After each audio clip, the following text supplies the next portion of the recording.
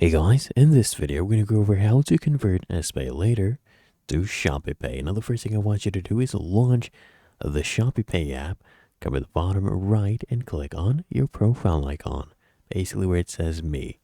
And then here under my wallet, I want you to go ahead and go right here to SPayLater. Okay, tap on this and then tap on scan to pay by SPayLater. Okay.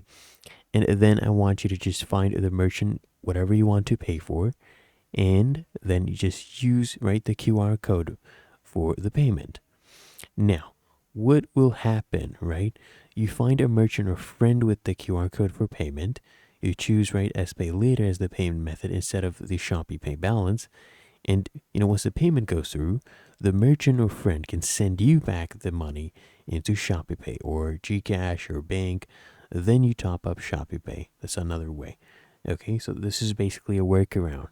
So that is the only way to go about this. If you found this helpful, make sure you smash that like button and subscribe to App Mentor.